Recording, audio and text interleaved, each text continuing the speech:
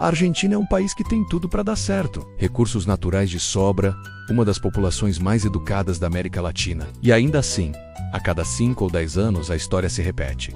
Crise. Em 2025 o cenário é de inflação acima de 200%, dólar batendo os 1.000 pesos e protestos quase diários. Por que isso parece nunca mudar? Qual é a verdade por trás desse caos que parece eterno? A Argentina tem um paradoxo estampado na sua bandeira. Por um lado é uma gigante em recursos naturais, exportando soja, gás e o tão cobiçado lítio. Mas essa dependência de commodities é uma faca de dois gumes. Quando o preço internacional desses produtos cai, a renda do país despenca junto. Some a isso a falta de uma indústria forte, que vem encolhendo desde os anos 70. E você tem a primeira peça do quebra-cabeça. Uma economia que vive de altos e baixos. O governo gasta muito mais do que arrecada, criando um déficit crônico que precisa ser coberto de alguma forma. E é aí que o problema se agrava. A segunda peça é a maldição do dólar. Desde as crises dos anos 80, os argentinos aprenderam uma lição amarga.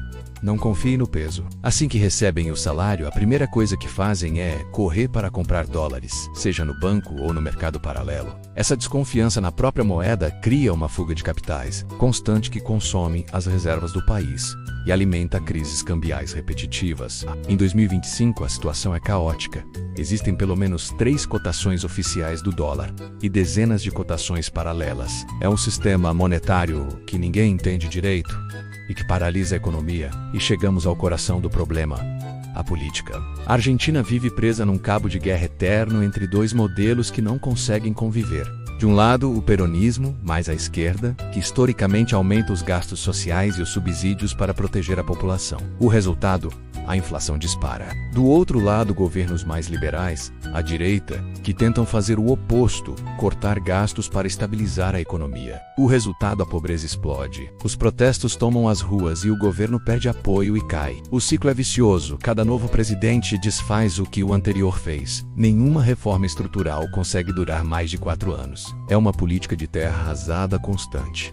Isso nos leva à quarta peça: a dívida externa. A Argentina é uma recordista em calotes. Já renegociou sua dívida 9 vezes desde a sua independência. Os calotes de 1890, 2001 e 2020 deixaram marcas profundas e fecharam as portas do crédito internacional. Hoje o país deve 44 bilhões de dólares só para o Fundo Monetário Internacional. E para pagar as parcelas desse empréstimo, precisa de mais empréstimos. O Fundo Monetário Internacional exige reformas duras e cortes de gastos para liberar mais dinheiro. Mas a população, exausta, não aceita mais austeridade. É um impasse que parece não ter fim. É nesse cenário de terra arrasada que surge Javier Milei em 2025. Um presidente que se auto-intitula um cirurgião radical. Seu plano é um choque sem precedentes: dolarizar totalmente a economia, fechar ministérios inteiros e até mesmo extinguir o Banco Central argentino. Os resultados iniciais são um misto de esperança e desespero. Por um lado, a inflação mensal, que batia 25%, caiu para cerca de 8% em poucos meses. Por outro, a pobreza explodiu, ultrapassando 60% da população. E o governo vive em conflito aberto com governadores, sindicatos e o poder judiciário. A aposta de Milei é clara: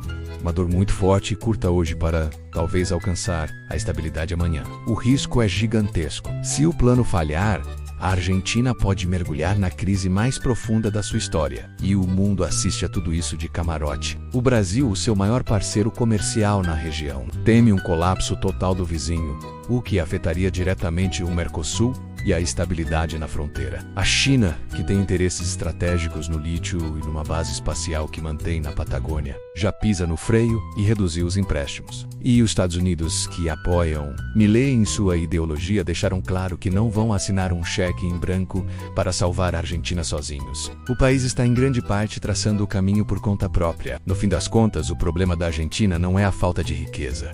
A Argentina não é um país pobre, é um país rico que funciona como se fosse pobre. O verdadeiro problema é político, cultural e histórico. É a falta de um consenso mínimo sobre qual caminho seguir. Enquanto os argentinos não conseguirem se decidir entre buscar mais igualdade ou mais estabilidade, entre defender a soberania a qualquer custo ou se integrar ao mundo, as crises continuarão sendo a regra e não a exceção. O futuro do país, seja com Milei ou com quem vier depois, depende de encontrar essa resposta. E para você, qual caminho a Argentina deveria seguir? Comente aqui embaixo Milei ou peronismo para sabermos a sua opinião. E se você gosta de análises reais sobre a América Latina, sem viés e com dados, siga nosso canal. Obrigado por assistir e até a próxima aqui no canal Expertises.